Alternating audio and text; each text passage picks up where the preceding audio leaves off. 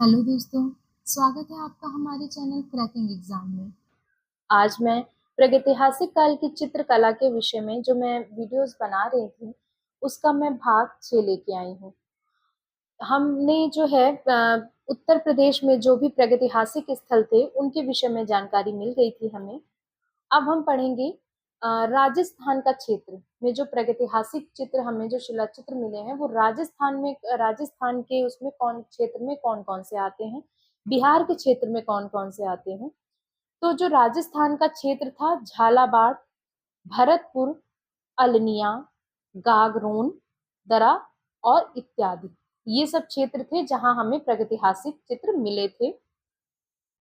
तो जो अलनिया क्षेत्र है, अलनिया जगह है, उसमें कोटा से वो 22 किलोमीटर दूर है। जो मुंबई और दिल्ली का रेलवे मार्ग है वहां पे एक अलनिया है, अलनिया क्षेत्र है। वो अलनिया नदी के किनारे ही हमको वो क्षेत्र मिला है जो कि राजस्थान के अंतर्गत आता है।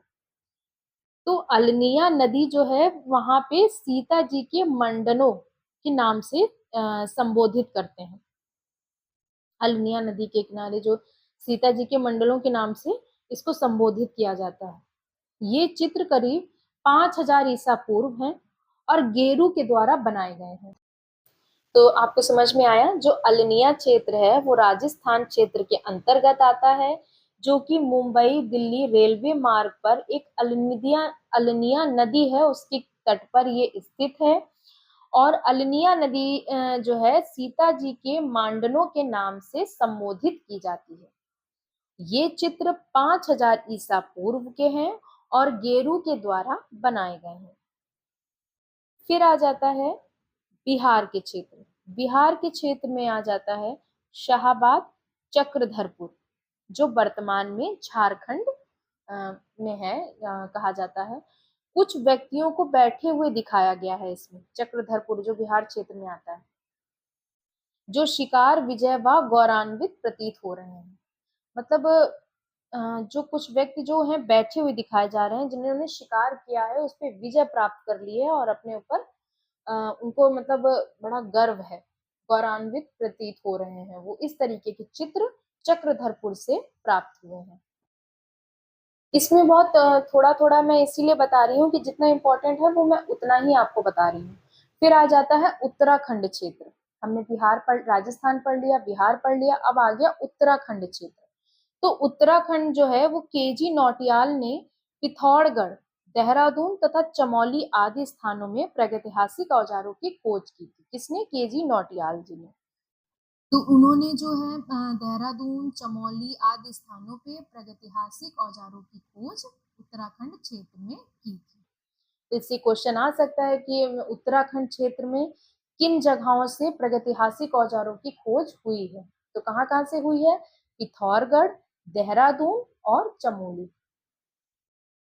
फिर अब हम इधर बढ़ते हैं दक्षिण भारत के क्षेत्र की तरफ, कि दक्षिण भारत में कौन कौन से क्षेत्र हैं। जिसमें है कुप्पू बिल्लारी, जो कि कर्नाटक में है, बसनगुड़ी बैंगलोर, बिल्ला सरंगम आंध्र प्रदेश में, वायनाड के एडकल केरल में, शयनकुल्लू कर्नाटक में। ठीक है। इन दो तीन के बारे में मैंने पार्ट 4 में भी बताया हुआ है, जिन्होंने नहीं सुना है वो सुन ले जाके। उसके बारे में मैंने ये बताया हुआ है कौन से क्षेत्र में कौन सा ये दक्षिण भारत में ये क्षेत्र आते हैं। तो पहला हमने बताया बेल्लारी, जो कि कर्नाटक में है। ठीक है। इसकी खोज जो थी एफ फासेट ने की थी। एफ फासेट कितने सन में? 1892 में। तो बेल्लारी की खोज जो कि कर्नाटक में स्थित है, एफ फासेट ने 1892 में की थी। ये आदि मानव का प्रधान केंद्र था। साउथ में वैसे भी कहते हैं प्रागैतिहासिक, जब आप पार्ट 1 पार्ट 2 पढ़ेंगे इसका प्रागैतिहासिक चित्रकला का, तो मैंने बताया है उधर कि किस तरीके से लोग रहते थे, किस क्षेत्र में रहते थे। तो इसीलिए इसमें आदि मानव का ये प्रधान केंद्र था कर्नाटक में, जो बेल्लारी जगह मैंने बताई है। दक्षिण भारत में सर्वप्रथम मानव की अस्थियां प्राप्त है।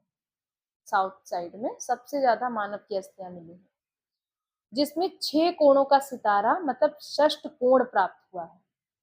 6 कोणों का सितारा जो है वो प्राप्त हुआ है, षष्ठ कोण। वो भी हमें कहाँ से, बेल्लारी के कर्नाटक से प्राप्त हुआ है, सॉरी कर्नाटक के बेल्लारी से प्राप्त हुआ है।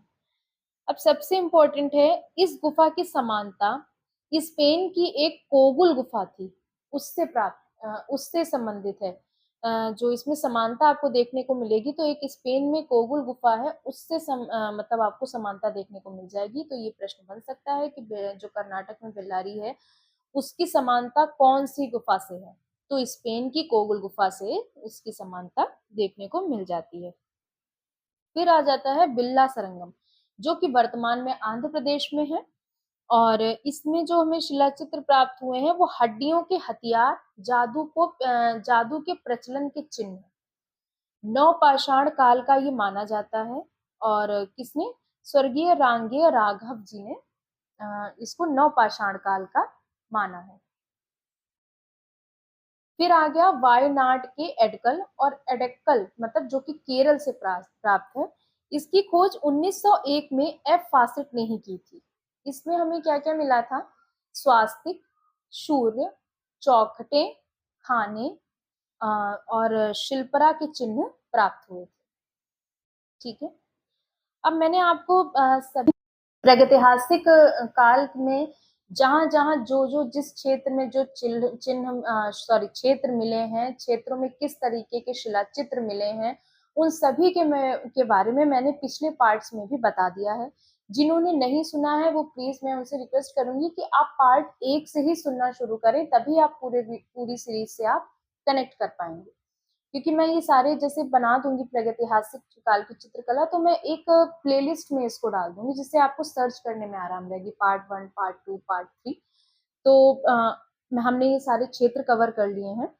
और अब हम इनके जो महत्वपूर्ण तथ्य हैं कि इसमें किस किस तरीके के कौन कौन से प्रमुख रंग थे, क्या विशेषताएं थी, किस तरीके के चित्र थे, तो वो हम सब एक वीडियो में कवर कर लेंगे।